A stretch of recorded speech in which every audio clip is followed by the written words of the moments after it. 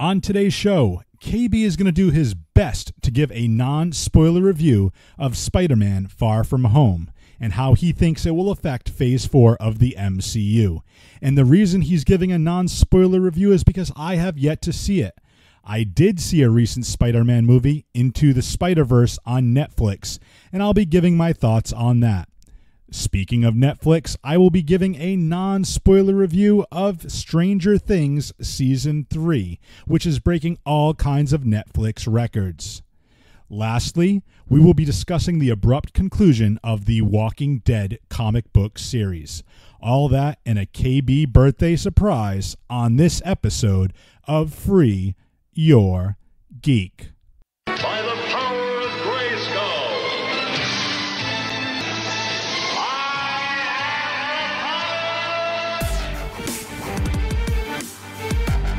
Autobots, roll out. Corporate time! Cool. You have failed this city. Winter is coming. Star-Lord. Finish him. Hadouken! Fatality. And welcome to Free Your Geek. I am your host, Jay Free. And as always, KB. Okay, and KB, welcome to episode 71. I don't even know what the silly name or the funny name, I'm going to try to give it the punny name, if you will. But we have a little bit to discuss today. This is episode 71 of the podcast. We have a lot to say without saying nothing. Exactly. We're going to try to do our best to be non-spoilers for a lot of geeky things that have come out. But before we get into that, KB, something happened to you recently. There was an event that happened to celebrate something.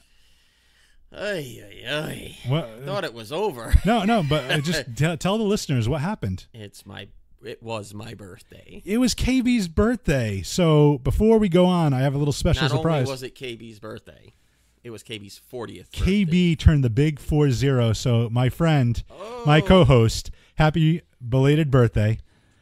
Jay Free, you shouldn't have. It's a little big. I had to get it because it's going to shrink. Look at that. A picture of. I don't need a picture of. Never mind.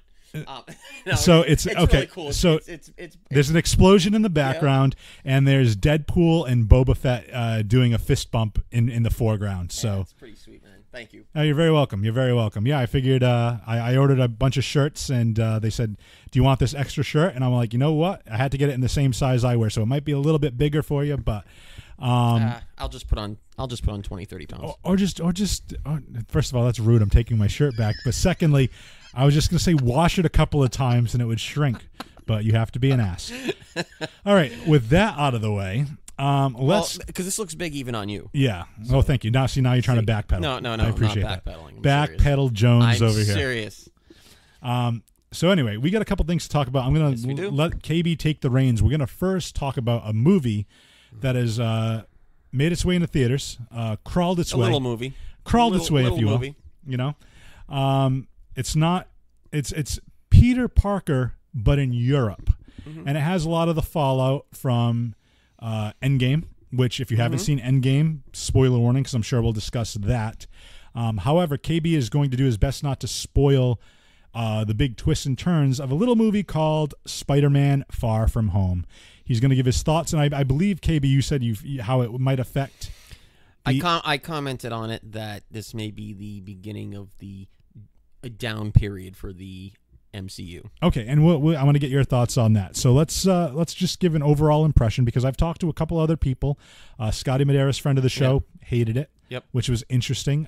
Joe Amaral loved it. So two friends of the show, two vastly different opinions. So I'm just curious. I'd love to hear Scotty's opinion, but also Scotty's not the comic book buff that a lot of us. Well, Scotty, basically, in a nutshell, Scotty said it was a G-rated version of the Avengers, without giving too much away. That's pretty much an accurate statement. There are things with this movie that and we talked about this on a previous show, is that the MCU, without having that big story behind it, doesn't necessarily make you want to come back for more. In other words, like, this was the end of the last phase, and we have nothing coming up really. Let's face it, there's nothing really coming up, right? And it's just like, where is everything? And just some of it was very.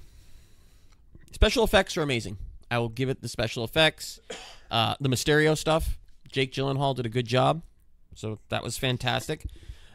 People saying that Zendaya and Tom Holland had like this on-screen chemistry. I didn't see it, and that was kind of one of the things a lot of people were talking about, is that they had this great on-screen chemistry. To me, it was no different than.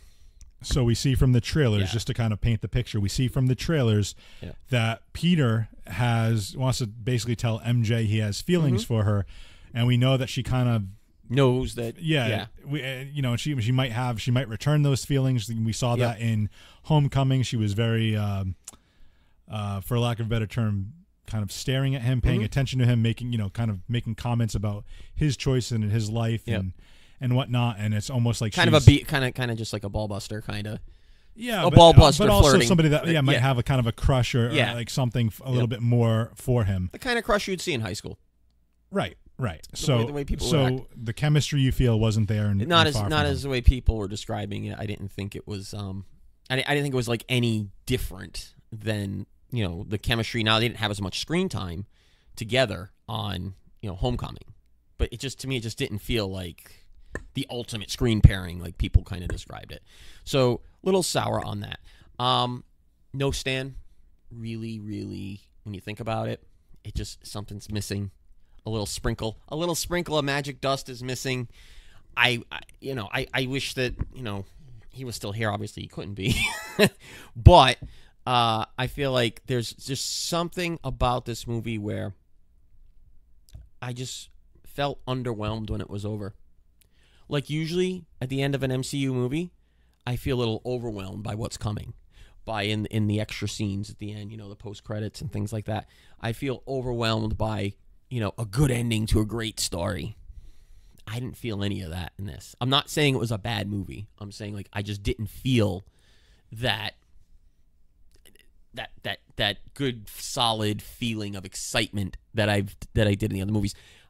I almost think it's like, to me, maybe to some fans, maybe not all fans, but to some fans, when you do a movie like Endgame, the follow up, for people, there are people that are saying, well, this was better than Endgame. That is insane. So to me, when you're following up from a movie that's so massive, maybe it is going to be a little underwhelming to some people that see it. Well, I guess to that point though, I'll say that maybe there's an issue with the not even an issue, but maybe they needed to manage expectations a little bit better. Yep.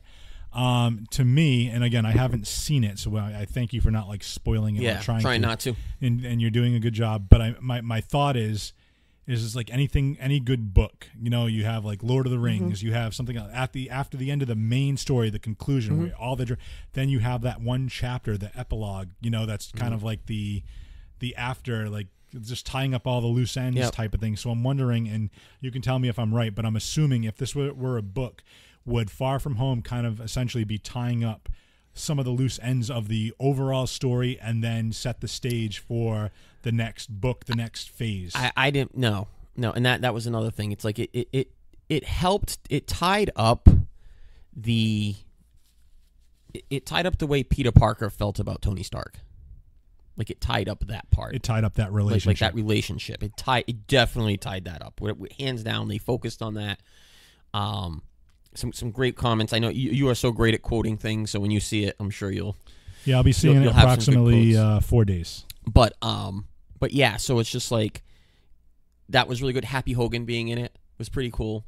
Jon Favreau. Yep. He brings it in every movie he's in the MCU. Just and Marissa Tomei, is Aunt May. She was good too. Some of it was a little corny and over the top as well, which I guess can be expected.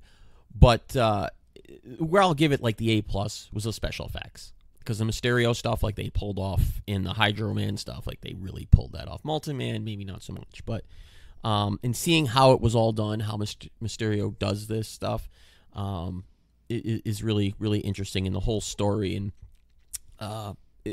it's interesting, but like I said, I just felt, I don't know what it was. I felt like underwhelmed. Like, okay, if this is what we got now, what are we getting going forward? Is this going to be a downtime for the MCU until they can get that next great story, that next big story that's lingering in the back that attracts everybody to the next film, regardless of if they like that character or not? You know what I mean? Like the Infinity Stones, right? Like we were constantly looking for the next clue on where an Infinity Stone was. Right.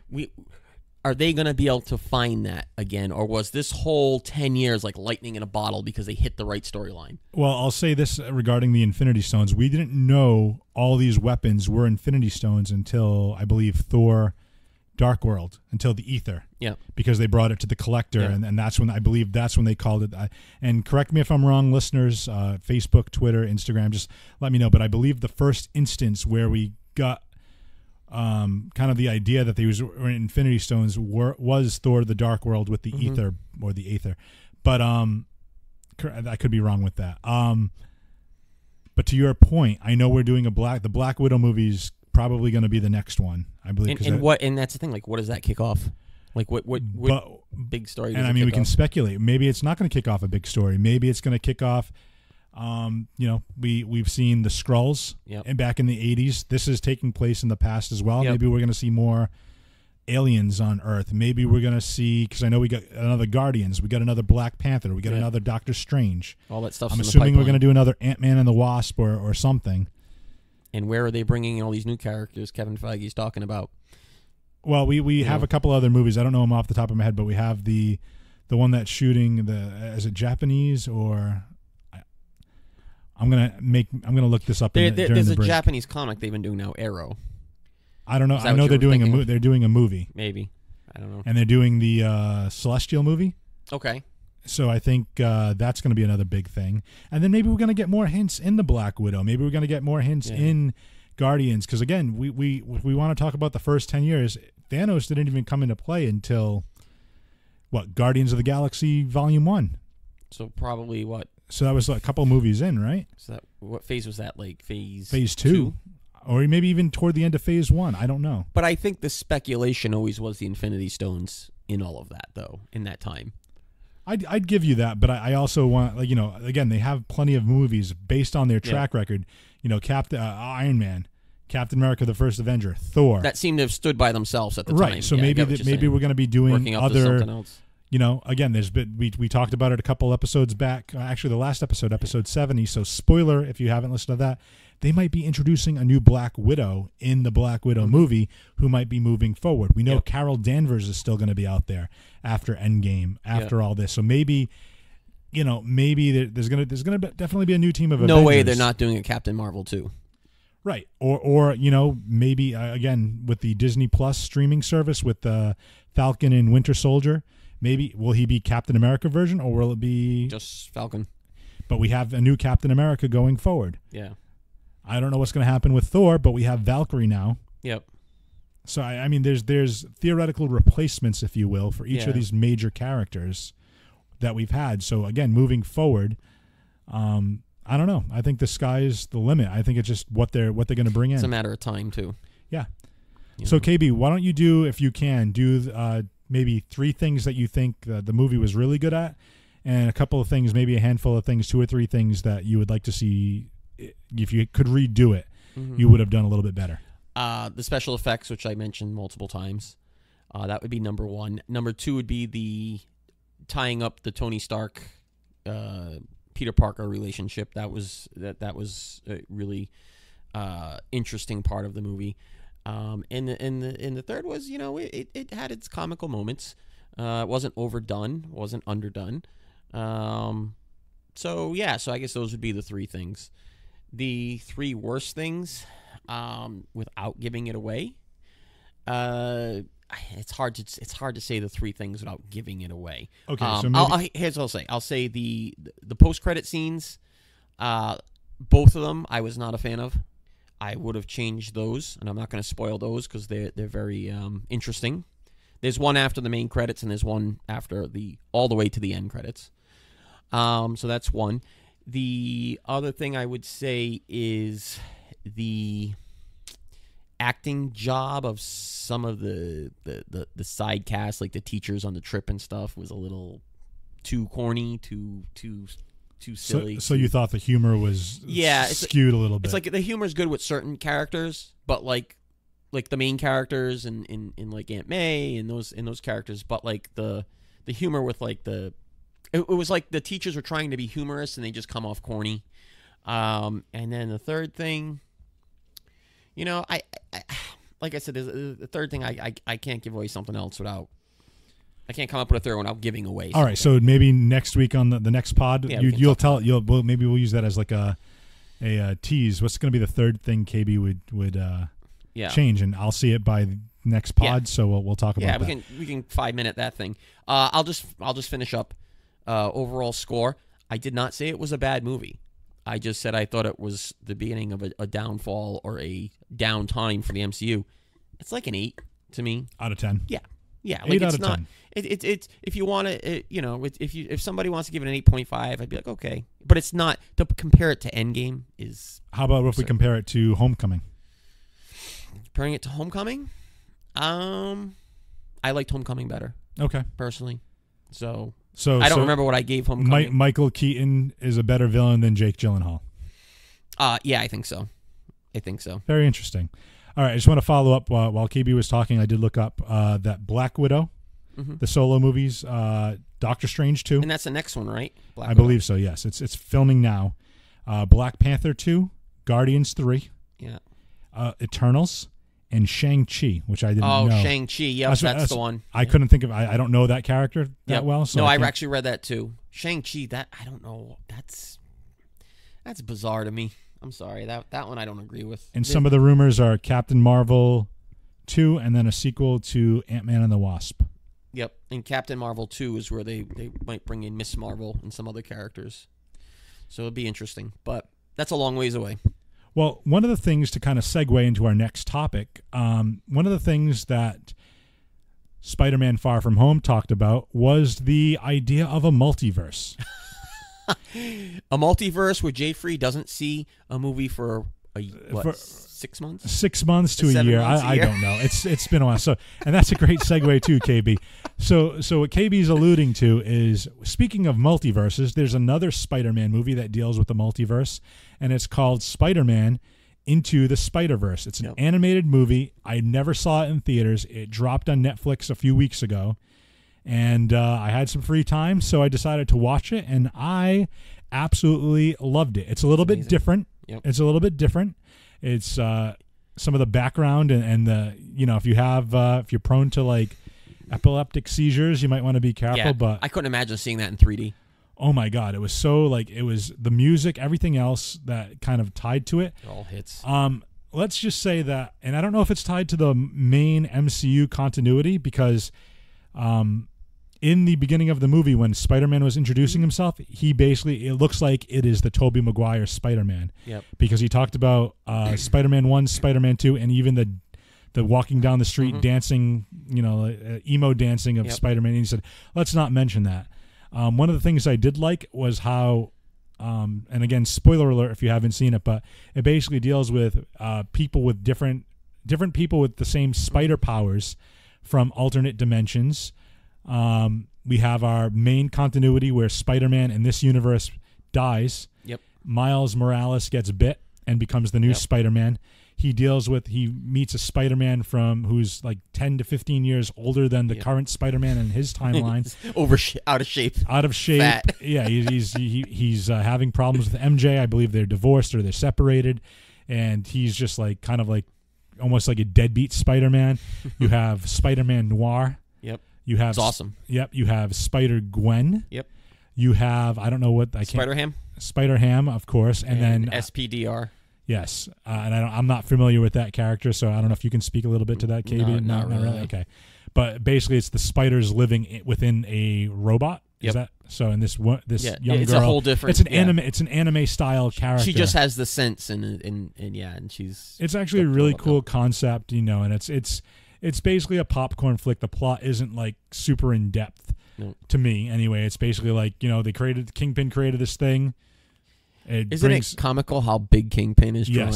You know who he's voiced by? He's voiced by Liev Schreiber, who played Sabretooth in X-Men Origins Wolverine, which is fun, a little fun fact. But I really, really enjoyed.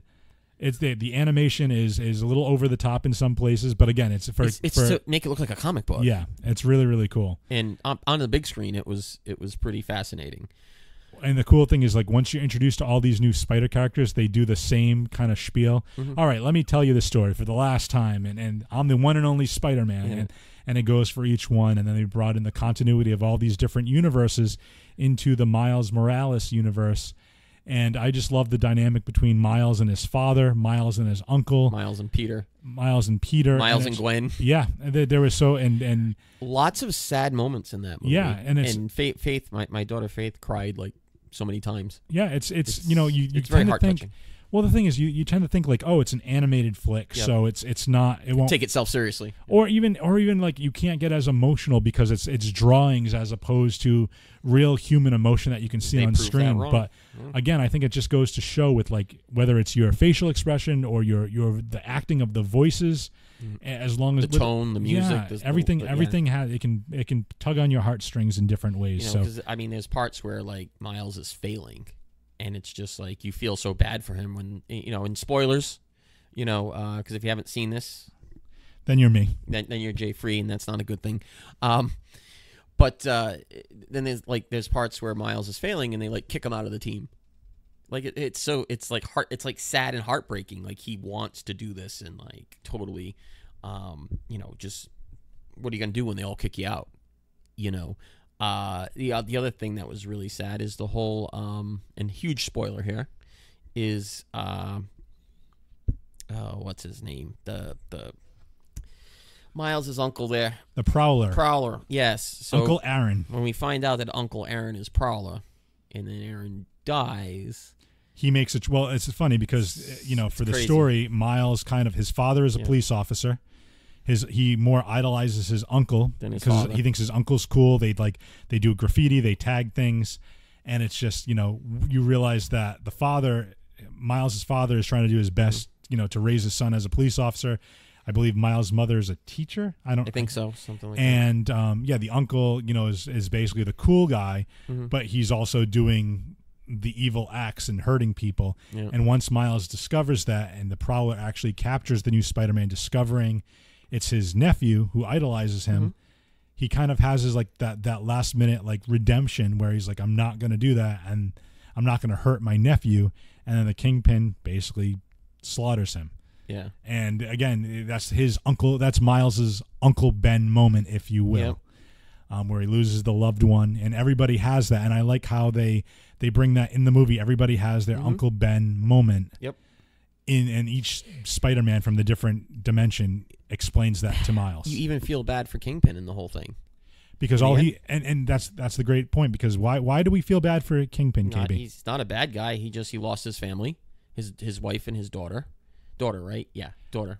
I think it's his wife and son. Oh, son. Yeah. Wife and son. And I forget how he lost them. I disagree. I disagree with the fact that you think he's not a bad guy. I think he's definitely evil, but I think because I believe his family died when he was fighting Spider-Man, they were shocked and they ended up getting in a car accident as they were running away from the monster that Kingpin was. And he wants to bring them back. And he wants to find another iteration from another dimension to bring them back. And again, each villain is only as good as his or her motives. And as motives go, that's not a bad one. Like, I miss my family, I want to bring them back. You can kind of sympathize. Let me quote Stan Lee. Dr. Doom's not a bad guy. He just wants to rule the world. There's no law against wanting to rule the world. Okay. What movie is that from, by the way? No, it was on an episode of Comic Book Men. Comic Book Men, and okay. He basically said to the guys, he said, Dr. Doom is, you know why Dr. Doom's not, he's not a bad guy. He's not a criminal. Because he just wants to rule the world. And what's wrong with that? Everybody's thought of ruling the world at one point. That was his take on it. And that's kind of how I feel about Kingpin. Like, yeah, he's a bad guy, but he's doing him, he's just running organized crime and killing people, but he just wants his family back. Well, what has Dr. Doom done? Yeah, no, you're not wrong. You're not wrong. So, but overall, I thought it was a very good movie. The soundtrack made it. The animation made it. Soundtrack's amazing. Yeah, it's great. The other thing is that if you had the Blu-ray or the UHD or whatever, there's a short opening of Spider-Ham in his universe. Oh, that's like cool. Warner Brothers cartoon. It's like 5-10 minutes. That's awesome. And it I didn't see opens that. up with that. Yeah, it's only on the Blu-ray, but it's pretty cool. But it reminds me of, if to go way throwback, it reminds me of Who Framed Roger Rabbit. And then used to have, before like any of those other Disney like movies, like Honey, I Shrunk the Kid, they would have like a 5-minute Roger Rabbit cartoon prior to the movie. And I remember that so vividly. I love that. And that kind of harkens me, now that you mentioned it, kind of harkens me back to that time. So I think that's pretty cool. Yeah, no, it was an awesome movie. And I told you so. Yeah, you were right. You were right. Well, we talked about Spider-Man, Far From Home. Talked enough Spider-Man. He went to Europe. Mm-hmm. And then we talked about Spider-Man from different dimensions. When we come back from break, we're going to go to a different dimension, the Upside Down, and talk about Stranger Things Season 3. We'll be back after this short break. Hey guys, I want to quickly tell you about 4041 Media.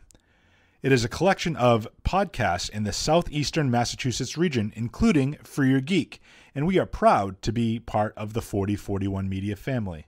So check out 4041media.com to listen to For Your Geek, or if you happen to be a movie buff, check out Movie Theater Time Machine. Or if you want to know why the crazies do the crimes that they do, check out the Psych Your Crime podcast. 4041 Media, by listeners, for listeners.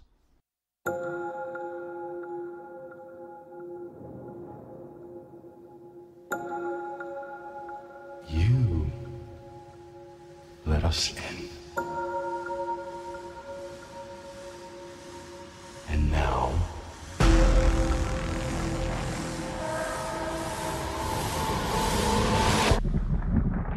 you are going to have to let us stay.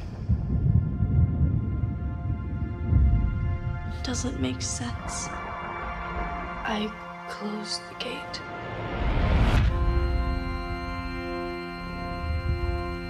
What if he never left?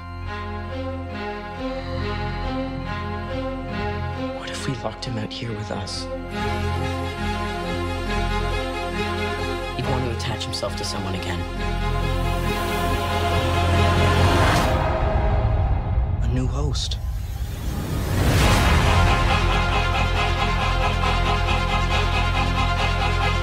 It's building something. No matter what happens, we have to stop him. Together. Now it's time. We are going to end you. We are going to end your friends. And we are going to end everyone.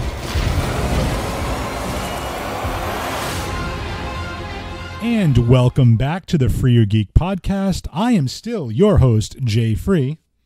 KB, still here. KB's still here. Now, KB, we've already talked about Spider-Man. We've already talked about other dimensions.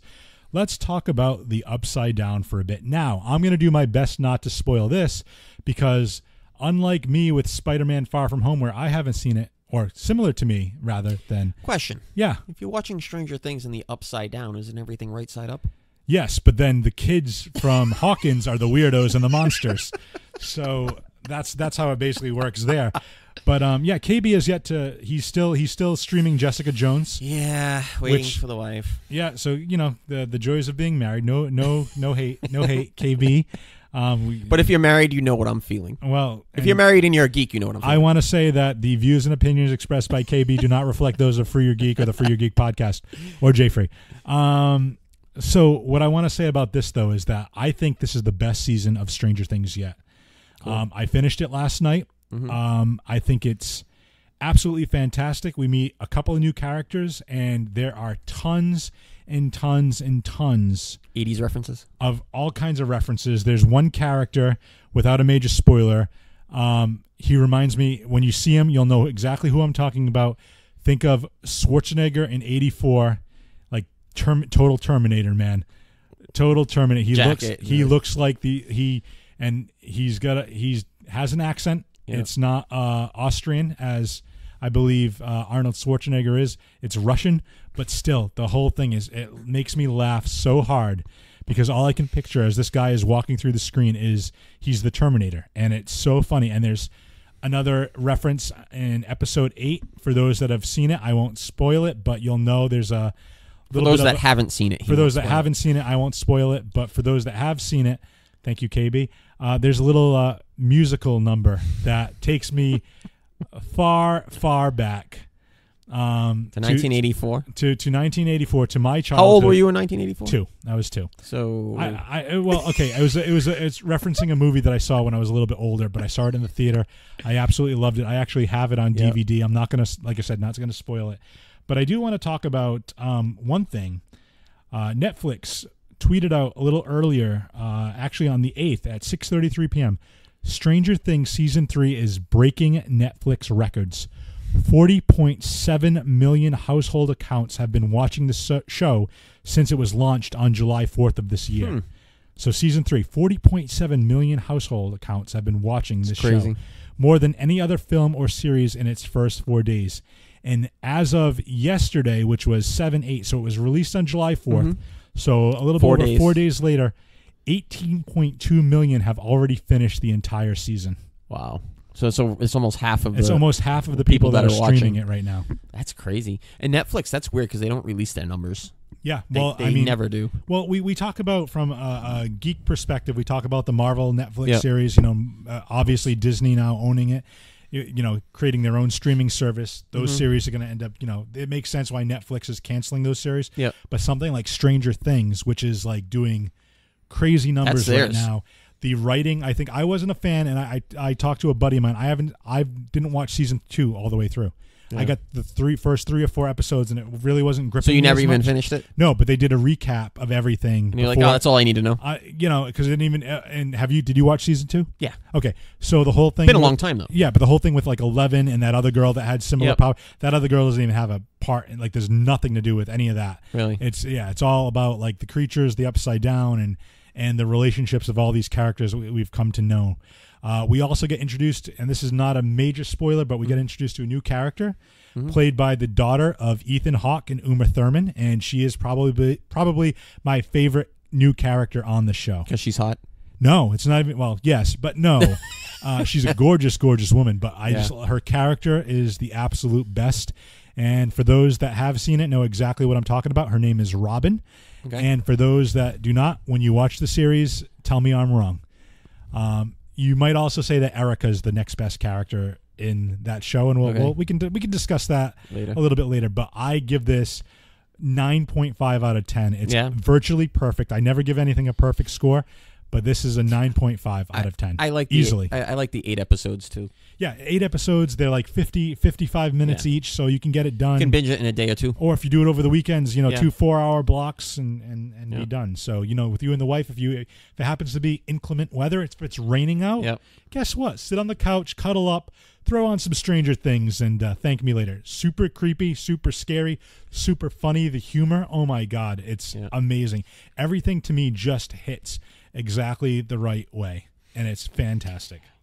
That's great to hear, because now I'm looking forward to it. One of the things that I want to bring up is that you notice that there's so many.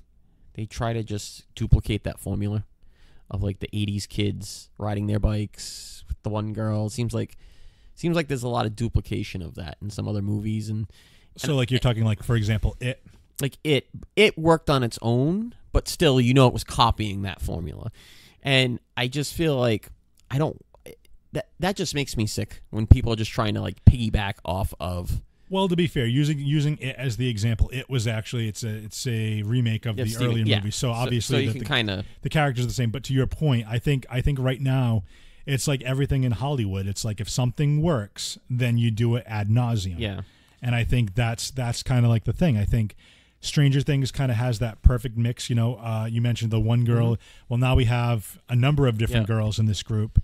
Again, not giving anything away, but there's 2 major female characters of the kids to the 4 main boys. Yep. But then we also, we have Nancy, we have Jonathan, we have Steve, who are like the teenager kids, the older siblings, if you will.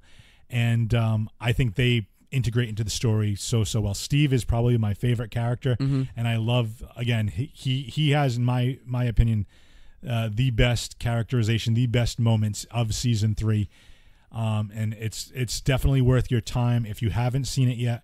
The moment you have some free time, if you're not binging anything right now, I highly recommend Stranger Things season 3. And before we finish that up, what episodes did you say were the really good ones that stuck out? Season 3, episode 3, I think was where really like gripped me. Like the story 1 and 2 was where it good. revved up, yeah. And then it's like they started. Oh my God! Like they're moving the pieces now. And then the final episode.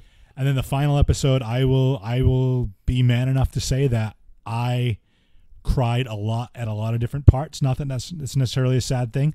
There were parts I was crying from laughter. There were parts that I was crying from sadness. There were parts that I was crying for just happiness and joy. Ladies, this is an emotional dude. Yeah, hey, whatever, man. I'm definitely in tune with my emotion. No, but I will say without giving a lot of it away, the last episode was very emotional in many different ways. No, it's cool because it's good storytelling. And that's what we talked about before when we talked about Into the Spider-Verse on how the voice acting.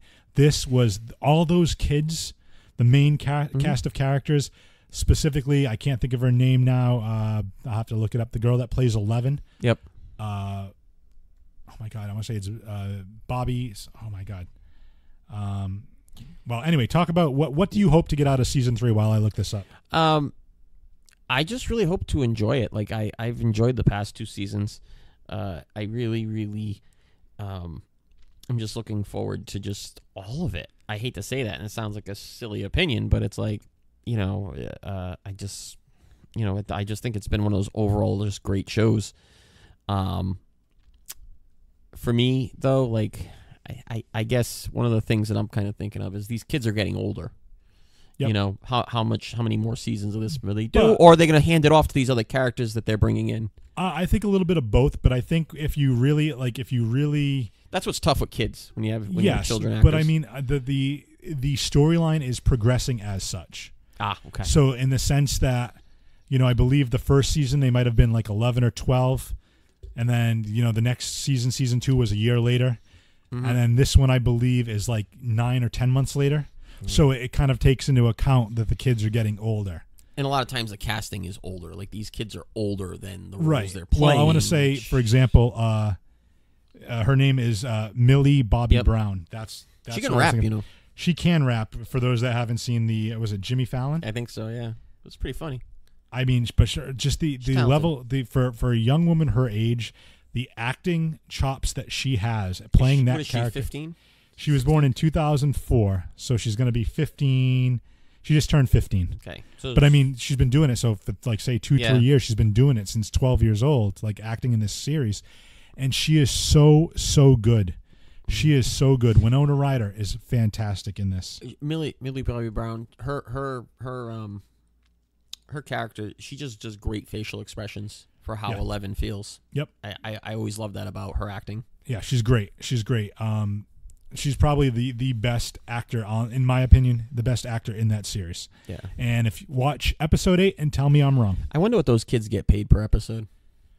That's a great question. I don't think Netflix releases that. They do. But I will say that I know that streaming shows are like, they are up for awards and whatnot. I would love to see her win an award. Yeah. For like a supporting actress, because I think the top billing is Winona Ryder, and I think she may Millie Bobby Brown, I think gets like maybe the 4th or 5th like credit. Yeah. So I think if it's a supporting actor, I would love to see her at least nominated for it, because she was phenomenal this season. And again, go watch it, and then if you have to disagree with me, you happen to disagree with me, hit me up on Twitter, on Instagram, on Facebook for Your Geek, on all that, and tell me I'm wrong, and I will have a very spirited debate with you, as long as you keep it PG-13. Not even PG-13. Just keep it respectful. Yeah, dignified, if you will. Yeah, just don't be a dick. That's what I say. So we talked about Spider-Man. We talked about Spider-Man from different dimensions. We talked about the upside down dimension that has a bunch of monsters. Let's talk about a different kind of monster, a zombie, a walker, if you will. Now, KB, I know we kind of talked about this. You haven't read it yet, but the comic book series, The Walking Dead, ended abruptly to nobody knew it was coming. everybody was like, oh, I can't wait for issue 200. I can't wait for this. It was weird they stopped shy of 200. 193. Robert Kirkman stopped it at 193, even though they already had covers for 194 and 195. And I think those were kind of like teases. But 193, I think, is actually a triple issue. They combined all three issues. The material into one. from, And it's a great send-off. I'm not going to spoil it if you haven't read it yet.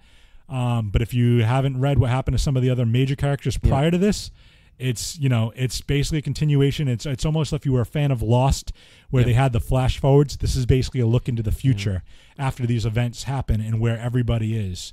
And I think it's a great send-off. You get to see some other characters that you didn't really think about, like what would happen to these people. Yep. Again, not going to spoil it, but now that time has passed, you're just like, oh, this is the way this person turned out. That's interesting. It almost has a feel of The Dark Knight Returns.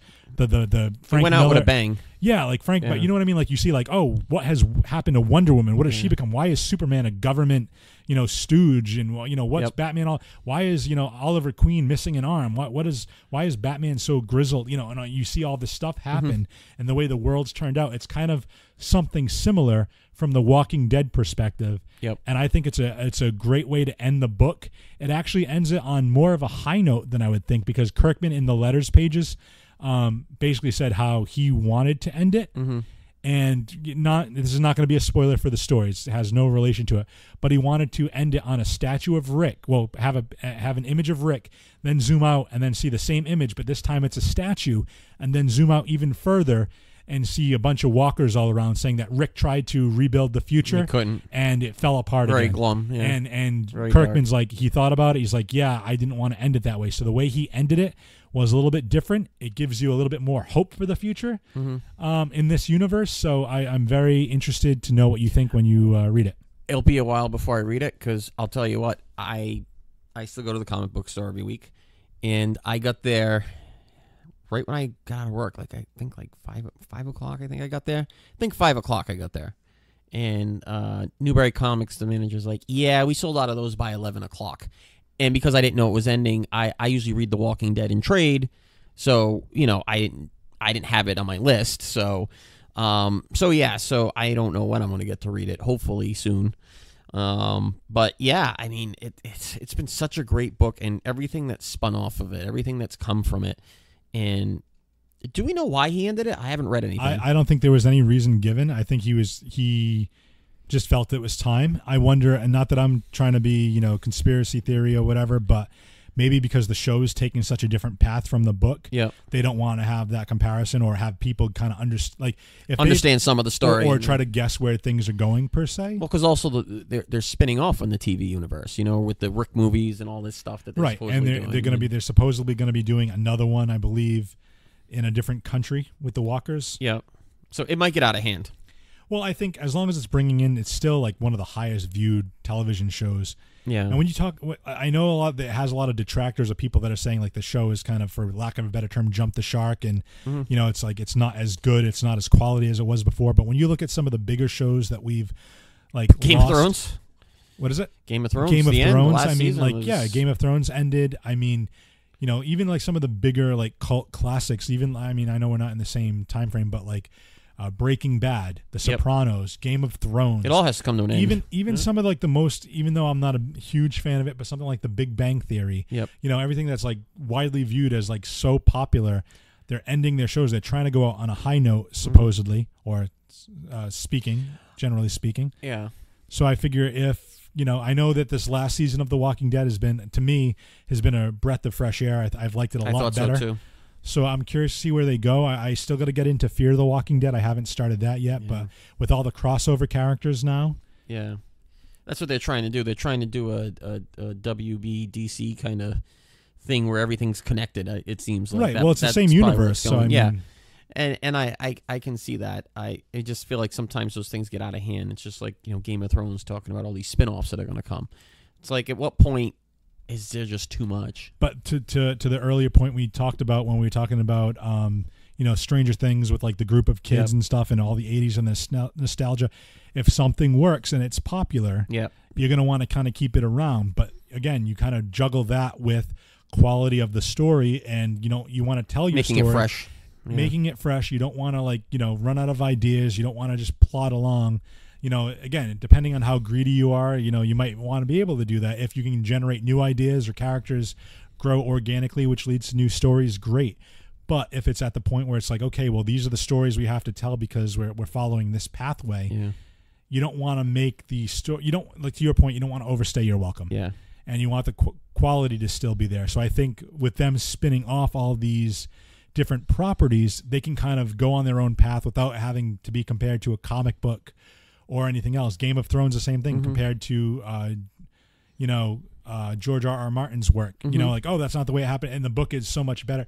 Guess what? With all these, backstories and spin-offs that haven't been told before, we have a blank slate where we can do whatever we want. We just have to get from point A, where we're going to be starting these, prehistory, to point B whenever we get there. We don't even have to necessarily make them match up. What's interesting is Lauren Cohen, her show got canceled. So what is it? Whiskey Cavalier. Yeah, I watched it. It was fantastic. Yeah, People were upset that it got canceled, but it got canceled. So maybe she comes back into the fold. Maybe Maggie. Maybe that's again. Maybe she'll be the shot of the arm. They just said she's in some other community or whatever, and especially since now we know that Michonne she's departing. She's only got like a couple episode run. I have to think that if Michonne's leaving, she's taking her son with her. Yep. What's going to happen with Judith? Judith will be a little older. Who she stay with, I don't know. Is she going to go with her mom? Aaron? We don't know. But that's what I'm saying. Maybe they write Judith off too. So now we need another child character. Or not even a child, just like another leader. Yeah. I mean, you have Daryl. Yeah. But I mean, who else? Daryl to me is not that type of guy. No, but I mean, who else? You have Carol. You have Daryl. If you bring Maggie back, I think she could be the shot in the arm that people need. Yeah. Bring her back at the right time. So we'll see. I don't know. Yeah. But yeah, I was very surprised with going back to the comic book. I was very surprised with them just abruptly ending. But I think Kirkman did a great job for 193 issues penning out the story. Introduced us to some amazing characters such as Negan, Princess, the Governor. Yep. The prison arc, Herschel, like all of these different amazing characters. It's funny how amazing they are when they're just supposed to be regular people, right? And it makes them so amazing because of the story that is told. It's pretty crazy. It's the Walking Dead. They are the Walking Dead. They are the Walking Dead, and it's not about the zombie fight. It's about how they interact each other with the zombies or the walkers as like the threat in the background, but really how they interact. Or as they say in the themselves. Comics, the roamers. The roamers, yeah, it's if we're going to go back on that comic book. And the Whisperers. The Whisperers. Think about like those characters. Yeah. Like that's a crazy concept. And we're in the middle of the Whisperer War right now. Yeah. We know what's going to be happening on the TV show. Well, we have an idea of what's going to happen in the TV show. So we still have, at least in my opinion, probably another 2 to 3 years of stories just from the comic books. Yep. So who's to say? We don't know what's going to happen in the future with the show. But as of right now, the comic series has wrapped up. And speaking of wrapping up, we are wrapping up this episode of For Your Geek. Ladies and gentlemen, please follow us on Twitter and Instagram, For Your Geek, on both of those. And then on Facebook, For Your Geek Podcast. I believe it's For Your Geek or For Your Geek Podcast. I just want to type it in the search bar. You'll find the logo. We're on Spotify, Stitcher, Apple Podcast. We have a YouTube channel called For Your Geek. Just check us out, follow us, like us, give us any feedback. jfreethegeek.com. jfreethegeek.com. How much you been doing on that? You've been doing much with that lately? Pretty much I've just been basically forwarding everything I post to Instagram goes there. So I have pretty much a daily post on it every day. Yep. Just a different picture. If you're not checking it out on Instagram, you can check it out on jfreethegeek.com. And also check out our friends at 4041 Media. That's 4041media.com. For listeners, by listeners. And listeners, bye. KB, hit him with the catchphrase. Ciao and get your geek on.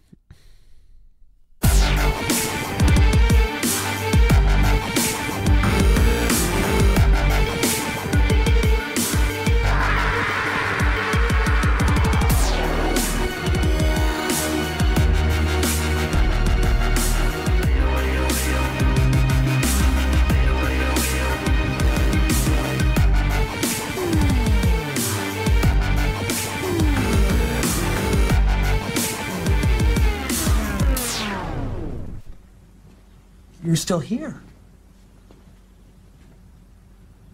It's over. Go home.